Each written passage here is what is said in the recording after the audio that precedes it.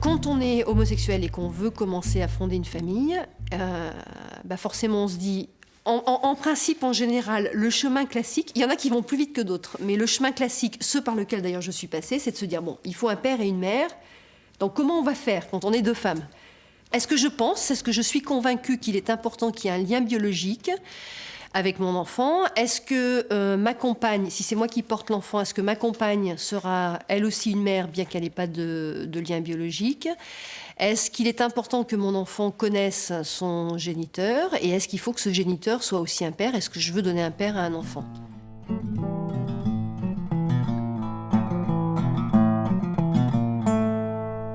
On va se lancer là-dedans très bientôt, donc je pense qu'il y a eu une phase où on s'est posé toutes les questions, non, mais beaucoup. Après, on a pris des décisions. Et puis maintenant que l'échéance approche, moi, personnellement, je sais qu'il y en a qui reviennent un peu. Notamment, c'est pour ça qu'on est là ce soir, je pense, cette notion de est-ce que mon enfant, comme tu disais, notre enfant, va avoir un manque. Est-ce qu'il va avoir le besoin de connaître ses origines biologiques, donc du côté du géniteur? Est-ce que, quelque part, d'avance, je lui fais du mal ou pas? C'est un peu, je pense, ce que tu disais. Bon, voilà, c'est vrai qu'on y pense. Je m'appelle Marius, j'ai 5 ans. Je suis la puce de maman et le poussin de papa. Moi, je préfère quand même Marius. Maintenant, maman a un amoureux, et mon papa aussi. L'amoureux de maman n'aime pas qu'on lui coupe la parole, et l'amoureux de papa rouspète quand je parle en même temps que le monsieur de la télévision. Moi, je les aime bien tous les deux, parce que ma voiture téléguidée leur plaît beaucoup. Nous jouons tous avec ma voiture, comme des petits fous, dit maman. Et en plus, c'est moi qui commande, parce qu'elle est à moi. Tu dessines maman et Nanou? C'est une petite nounou. C'est qui ça? Je sais pas. C'est moi? Oui, C'est Nanou? oui, c'est toi. Et qui c'est qu'on fait d'autre alors après? Maman. Ouh là là là là. Voilà. Voilà. Et qui c'est qu'on fait d'autre? À toi. On fait Je toi? vais mettre de l'huile. Là? Oui. On fait tout petit alors. Oui, tout petit. Hop là. Parce que moi, je suis petit en plus. Petit chat. Déjà au début du projet, on s'était dit, bon, on a réfléchi, est-ce qu'on a envie de fonder une famille avec des enfants? Donc c'est vrai qu'on en avait envie, mais on s'est dit, on ne veut pas le faire n'importe comment. Donc on s'est inscrit à l'association, à la PJL, où on a suivi beaucoup de débats, de réflexions, justement de comment l'enfant, qu'est-ce qu'on doit lui dire, qu'est-ce qu'on ne doit pas lui dire, comment on va le vivre, comment ça va se passer, les droits que l'autre, comme moi par exemple, quel droit j'aurai sur l'enfant, comment ça va se passer, quoi. On a mis presque 3 ans à petit répondre à ces questions et essayer de trouver des solutions et se dire on aura d'autres questions qu'on ne connaît pas, qui vont nous tomber dessus, mais qu'on gérera, quoi. Voilà. C'est la maison? Elle est petite. Faut la faire. Faut la faire bien grande. Oui. Pourquoi faut la faire bien grande? Parce que les maisons, c'est bien grand. Les maisons, c'est bien grand? Oui. On l'a déjà expliqué, hein. Il comprend pas, mais on a dit il y a un monsieur qui a donné une petite graine pour maman, parce qu'il faut un monsieur et une dame pour faire un enfant. Donc, mais comme maman elle aime Nanou, il fallait quand même une graine d'un monsieur, et il nous l'a donné, et c'est comme ça que t'es venu, quoi. Mais voilà, comme un couple hétérosexuel qui est stérile, quoi. Ils font appel à un donneur aussi. Si c'est le père qui est stérile, biologiquement ça sera pas le vrai père, mais bon, c'est vrai que... Donc pour nous c'est ça, il a pas de père, c'est un donneur inconnu, et ça s'arrête là, quoi. Ouais. Il n'a pas de mot de père, de toute façon on ne pourra jamais connaître le père, que ce soit d'un côté que de l'autre, Anakin non plus, c'est ce qu'on voulait, quoi. Il y a eu un échange de plateaux. Donc, oui, mais ce plateau-là, j'ai fait ça il y a 2 mois. je m'en rends compte aujourd'hui. Yann? Le bavoir. Sit down.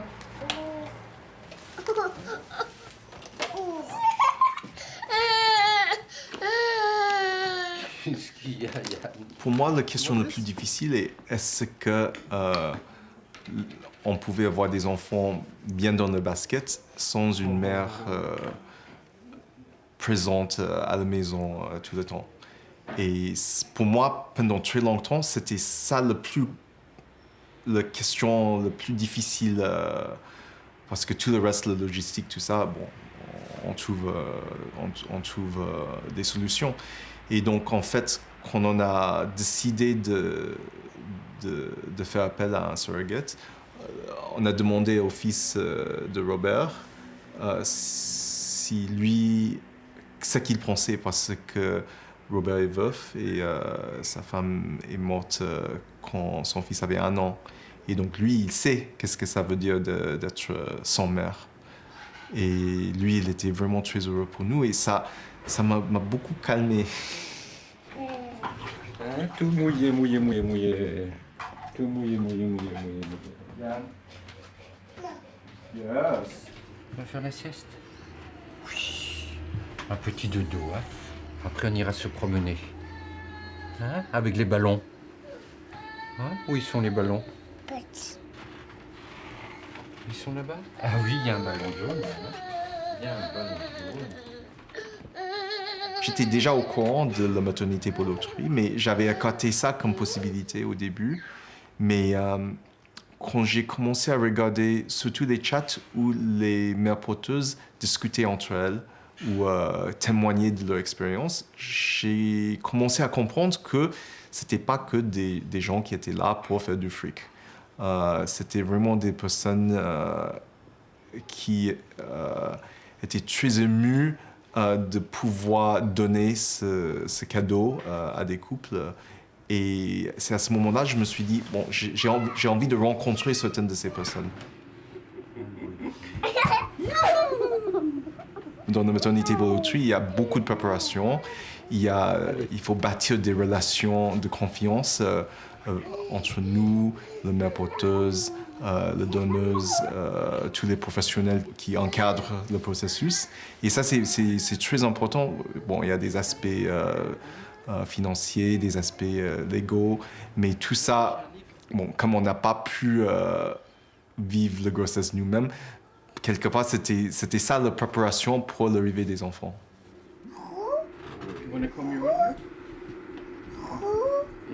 Il avait, c'était son passeport, tu vois, hein? C'était son passeport, parce qu'il descend du bateau.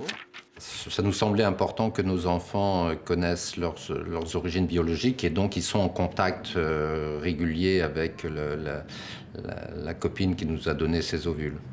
C'est notre choix de prendre ce lien et de bâtir quelque chose de plus fort.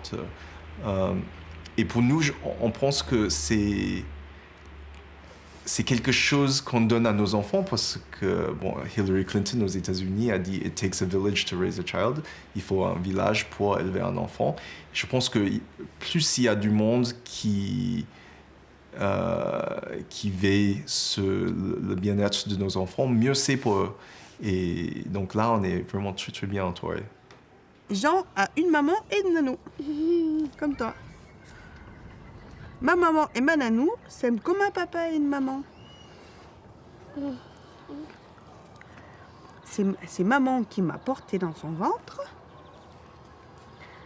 Pendant ce temps-là, nanou faisait des travaux dans la maison. Il faisait ta chambre avec des petits nounours.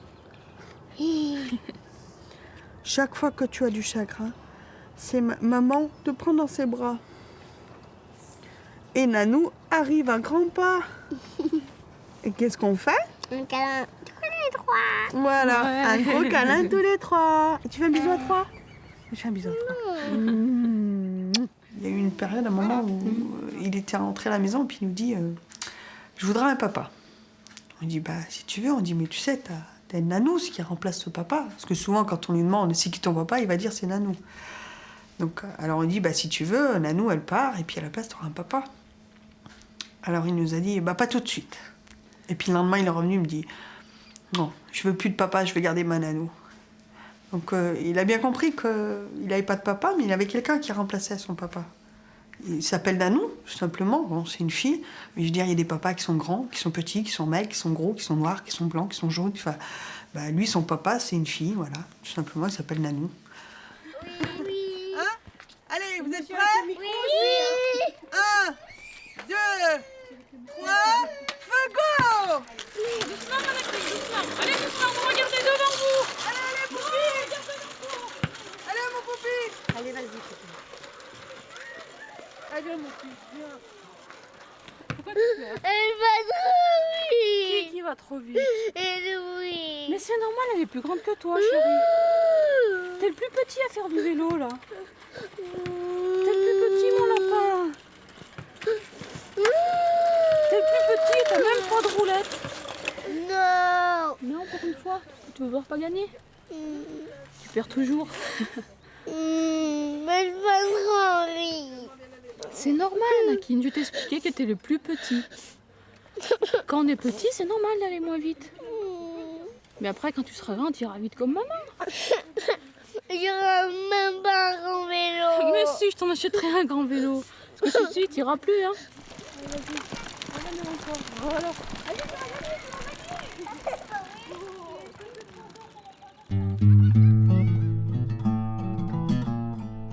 À l'école, pour casser mon nom, les copains m'appellent Marie. Je pleurais tout le temps. C'est un nom de fille et je ne veux pas avoir un nom de fille. Mais papa a dit que Marie, c'est un monsieur qui s'est marié avec une femme. Alors je ne pleure plus et je vais faire des bisous bouches à ma femme pirate dans ma cabane. C'est mon amoureuse.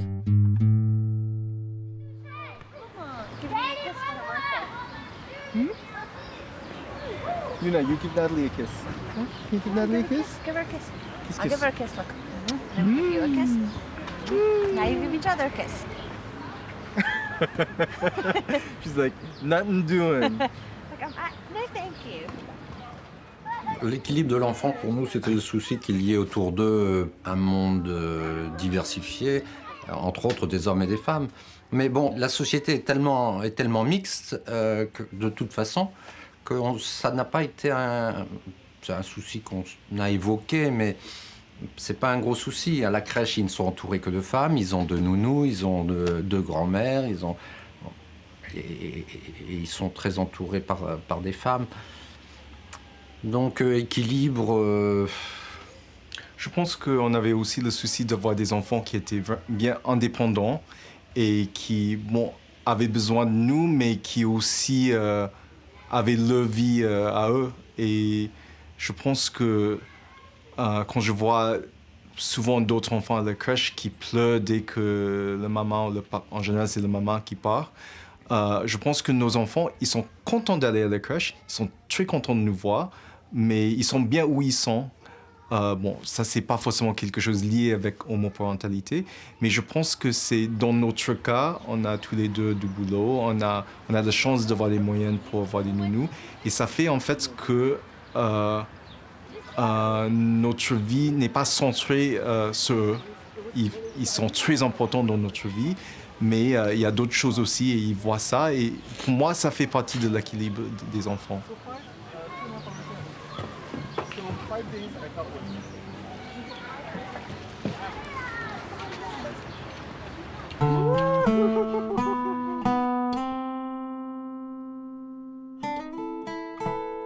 Souvent, avec maman, nous passons les petites vacances chez mamie. J'aime trop ma mamie, car elle me raconte des histoires avant que je dorme, et elle fait le meilleur gâteau au chocolat du monde. Un jour, ma mamie a dit « 2 hommes ensemble, c'est pas bien ». Je le répétais devant papa. Au début, il s'est fâché, mais après, il m'a expliqué pourquoi les gens pensent que c'est pas bien. À mon tour, je l'ai expliqué à mamie. Maintenant, elle sait que 2 garçons ensemble, c'est pas mal. Seulement, ils ne pourront jamais faire de bébé ensemble. Il faut une graine de maman et une de papa pour faire un beau garçon comme moi. L'entourage premier, c'était nos parents. On savait qu'on partait d'une situation assez négative, mais l'arrivée des enfants a beaucoup amélioré nos relations avec nos parents des 2 côtés. Autrement, dans l'immeuble avec nos voisins, on n'avait pas trop d'inquiétude. avec nos amis, on ne savait pas trop, parce qu'il y a des gens qui acceptent assez facilement l'homosexualité. Nos amis nous acceptent, sinon ils ne seraient pas nos amis. Mais accepter un couple homosexuel et accepter que ce couple homosexuel ait des enfants, c'est assez différent. Et on a des amis qui ont manifesté des réticences, qu'ils ne comprenaient pas, qu'ils étaient inquiets, qu'ils se demandaient si on faisait le bon choix. Et ça fait parfois mal. Mais d'une manière générale, je crois qu'il n'y a pas de difficulté majeure. En fait, ça m'a surpris, mais je me suis dit, eux, ils ont le droit aussi d'avoir envie de faire un enfant, d'avoir un enfant, les hommes. Et puis, comme je connaissais Edwin, pour moi, c'était un ami qui allait faire la même expérience magique que nous. Et ça m'a donné plaisir. Enfin, que peu importe qu'il soit homme ou femme.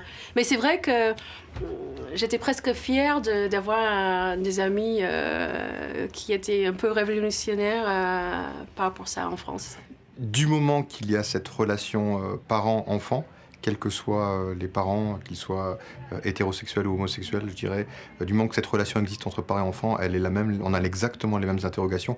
On sait qu'il faut donner à manger aux enfants, il faut les amener à l'école, il faut leur donner le bain. Donc je dirais pour moi, il n'y a pas de différence.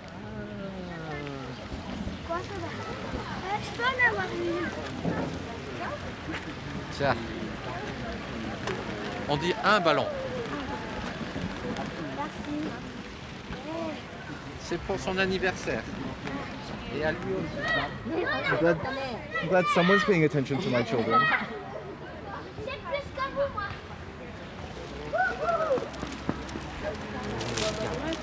Papa va ouvrir le cadeau. Hein?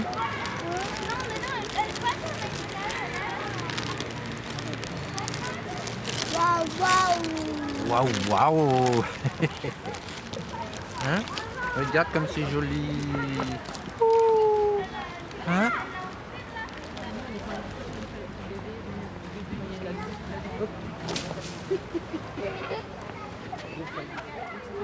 Je pense que pour nous, ce qui est le plus important, c'est de réfléchir sur le narrative. Comment on explique aux gens autour de nous, les proches et puis les gens qu'on connaît moins bien. Mais sinon, ça ne sert à rien d'angoisser trop sur les questions. Par exemple, le premier jour de la crèche, officiellement, il n'y a que moi qui est le père reconnu en France. Et effectivement, les puéricultrices, elles me regardaient. Chaque fois que Robert disait quelque chose, elles me regardaient pour voir si j'étais d'accord. Mais face à la réalité de notre famille, au bout d'1 ou 2 semaines, elles ont vu que Robert cherchait les enfants aussi souvent que moi, qu'il jouait un rôle quotidien, que les enfants répondaient exactement de la même manière avec Robert qu'avec moi. Et aujourd'hui, elles ne posent plus ces questions.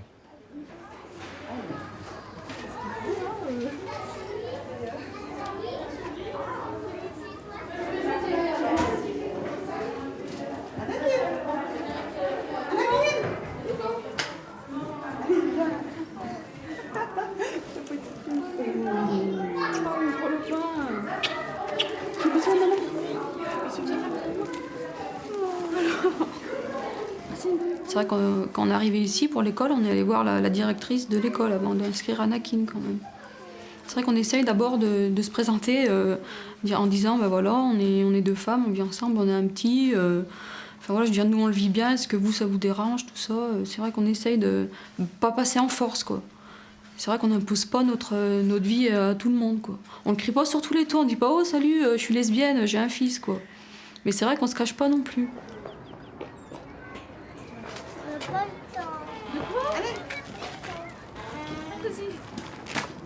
Elles sont venues avec Anakin. Anakin a été, je veux dire, voilà, j'ai trouvé que c'était un petit garçon très, très gentil. Donc les mamans m'ont expliqué que voilà, elles étaient 2 mamans.